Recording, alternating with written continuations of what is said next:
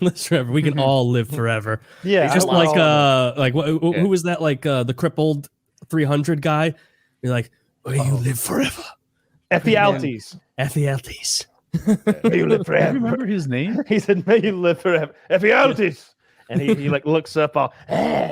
He goes, "May you live forever." And when he says that, the shame that is cast upon Ephialtes' twisted face, he just goes. He cowers and shudders with shame and disgrace. It's a good moment. And he was a piece of shit. He could have just carried the water for everybody in the back, been a good support helper for the war. No, not good enough for him. Like, and he should have known he was being made fun of. The second he goes into Xerxes' tent, they're making fun of him. They're putting dunce caps on him, putting ugly robes. That's a champion's hat. They were making fun of him. That was a fancy cap, and they hooked him up with that goat. Can't believe he didn't goat catch pussy. That. Look, they hooked him up with some pussy, some Persian pussy at that. Yeah, one-armed. And let me say, well, how many arms does the man need? He needs one pussy. That's all he cares about. And let me say this about Leonidas. He fucked himself, okay? Ephialtes was like, Leonidas, I was a born Spartan. I have trained with sword and spear and shield. I've made them one with my body. Let me fight with you with honor to the death for Sparta. And he's just like, nah, we fight in like a real tight formation. Never breaking formation once. And then the fucking music kicks in and everything goes slow-mo. And everybody's breaking formation and running headlong into the enemies. And you could just imagine if they had Ephialtes out there with his strong-ass spear and his big shield. Dude, that would have ruined the aesthetic. Oh, come on. What he meant was, nah, you look fucking weird, bro. Get out of here. Look, you are wrong, Leonidas. You are wrong. Why didn't they just put him with the other dudes, like the Arcadians, and just be like, you protect the mountain pass, bro? He was like, what he meant was, dude, we're all 9s and 10s at least, okay? You're rolling up with your 2 out of 10 looking ass. By the way, a 1 doesn't exist. They're dead people that are rotting. You are a 2. No, you can't roll with me and my boys. That's what he meant. He meant that you're too ugly to hang with us. Did you think that was justified? No, we're going to war for fighting for freedom and democracy. I think at the very least just send him out the front as fodder. Like, really, honestly, you hate him that much. You're right. Leonidas I'm did with fuck Slush it up. on that. Like he did fuck it up. He could have not made an enemy, which is always a good policy, and he could have just sent him in front. What if worst case scenario? Now that guy's not there bothering him. He doesn't give away their position. Best case scenario, he takes a couple with him. He's got that giant arrow absorbing back. That guy was like Spartan. He was like discarded, and they're like, yeah, we discard the weak. And then this guy is so strong that he got discarded as an infant and then somehow survived. Like, this dude's still on the breast and he's been discarded. Like, what's he eating? Like, that guy. Oh, well, he wasn't discarded. Fucker his family fled Sparta to avoid the discarding of him. Apparently, a lot of like that colorful, cool Sparta stuff that I was taught in high school by a high school teacher is fantasy. And it's hard to say how much of how they lived and the way we've heard it. A lot of it comes from Herodotus wrote a book called The Histories, and it was like 300 years after all this happened, and he just made shit up. But like some of the lines in the movie, like the ones where they're like, we'll fight in the shade, like that's actually in Herodotus's book. But this dude also talked about like black people from Africa having black jizz and like flying snakes and shit in Africa. Like, this dude was fucking high. Dude, being a historian from back you've never had a snake fall out of a tree on you. You just make shit. Like, this guy was full of shit.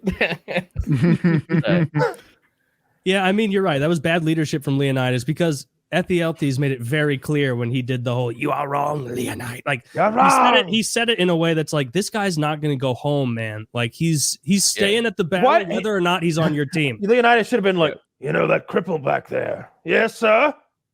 Seemed like he was very conniving and angry with me when I told him he couldn't fight. How about you and the boys go round him up and stab him full of holes? We will meet them here at trouble, my lord. And a bit of sport it'll be. And then take him out. Does anybody know how to get through the hot gates, through these back channels? No one save the enemy I just made. Well, you're not much of a tactician, man. You know what? And really, like, Leonidas, that was pretty bullshit when all those other guys showed up, and he's like, what are you? And he's like, I'm a potter. He's like, what are you? I can read. And he's like, Spartans, what are you? And they're all like warriors. And it's like the guys from the other city, whatever it was, fucking Athens, or they should have been like, fuck you. How about you plan your own battle? You can't read. You don't know how to gather resources. How do supply lines work? Oh, that's right. We're carrying it all. Fuck you. I'm going to actually use something else I learned when learning to read called diplomacy and go over there. And I'm going to tell them how to get around you. Like that's what they should have done. You know the way the way the Spartan economy actually worked is they had this slave class that called serfs. And they kept them in such terror because the numbers were way out of whack. There were way too many serfs for every Spartan. So they kept them in terror. Part of the training, supposedly what I was taught in high school was a Spartan lad, would have to sneak into the serf camp wherever they lived and just fucking murder one of them and get out. Like that was. They used to do this process called decimation, where like every year they go and kill 1 in 10 of them, and so they just kill like 10% of their population every year. But apparently they only ever got beaten by one army, and the army was it was from a foreign nation that they made up an entire legion of dudes that were gay lovers, and they wouldn't retreat because they were like, they don't want to leave their lover behind. So they were like impossibly strong warriors because they just never routed. That's the Spartans though. They lived in No, these guys fought against the Spartans. These guys fought against the Spartans and beat them, apparently. I can believe that. But the Spartans' whole thing was that the soldiers were all gay lovers. And it's one of the reasons why like there weren't enough Spartans, because you didn't live with your wife. You just visited her occasionally. And I mean very occasionally. You lived in the barracks with your boys and you were banging them. Yeah. I mean, as long as you're getting laid a lot. A lot. And everybody's fit and sweaty, and it's grease. So everybody's lubed up. Yeah, the Thebans, the Theban army. They've all got great skin. Just olive oil skin. Yeah. They've just coating themselves. Because I've already had 3 dick baths in olive oil today, but hit me with it, boys. Like before they like fought at the hot gates, they apparently like spent a bunch of time like braiding each other's hair and putting flowers in it and shit like that. Like this is all like written down in the history of this battle. Like they just put your hair up before a battle. Yeah. Slush. You gotta look good. I don't know how true this is, but I read this about like, so apparently some of that, like, oh, the Spartans, they're all just fucking young boys. Their whole army are boy fuckers. Apparently part of that was an Athenian author like writing shit. Like propaganda about Sparta. Like they were still like chill with gay stuff for the most part, but apparently like they took it and like the way like a news source would be, they'd be like, the Athens Times, those Spartans we hate, they're worse than ever. Guess what? They're all fucking little boys. And everybody's like, what? No. That's our job. And they're they're like, they're not even waiting until they're 9. Like these savages, like they're taking the little boys that we want to fuck. Damn it. Yeah. But I don't know, because I read that from some fucking website on the internet, and then I see other stuff that's like, no, they were just banging out little boys, just regularly, reaming them, absolutely practicing on them, yeah, because they had to get their. No, you don't want to fuck before battle. You do want to fuck before battle. See, that's no, what you do. Tell. Ronda Rousey said that it raises your T level, so she'd always get laid before a fight. Yeah, that's only if you're a woman, though. Is it? I don't know. I don't know how it works. They always talk about that. Like football players sleeping on the couch for a week before playoffs and shit like that because they want to like get their testosterone levels up. I wonder if that actually works. I know that doesn't make sense.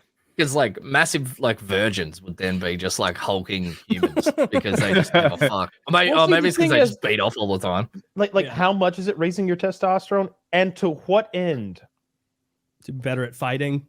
Like, no, not better. Like what does it do? What is a momentary like boost in testosterone this week going to do for me? Gives you aggression. Gives you aggression like buffalo meat. Does it make you aggressive, Kyle? I had elk chili yesterday. I didn't feel aggressive at all. Yeah, what'd you have? Oak chili? Elk chili. Elk. Oak chili. Yeah, I just don't think it matters if your testosterone levels momentarily go up during an event or something like that. You need your testosterone levels to be high for weeks and weeks and weeks, right? Like, and reaping the advantages of that testosterone. I guess for like muscle recovery, and growth, but like high testosterone isn't going to help me at all in an athletic pursuit. It would be Like, psychological. just the level itself. Like if you were about to go into the battle and like the ruling knowledge in your army was like, everybody don't fucking have sex for a week before, you would get amped up enough, like with the surrounding everybody else believing it, that you'd be like, yeah, I am amped. I can feel a difference. Like this is coming from Bull Durham. Kyle, you know this movie, right? Yeah. Susan Sarandon with those bug eyes. And they say, look, if this guy thinks wearing women's underwear is making him pitch better, then wearing women's underwear is making him pitch better. I remember there was this tribe that would wrap these wet leather sinew things around their testicles the night before battle while they danced around the fire drinking this psychedelic mushroom tea. And then on the morning of the battle, the sinew would have drawn up and tightened. So they're in excruciating agony and screaming almost.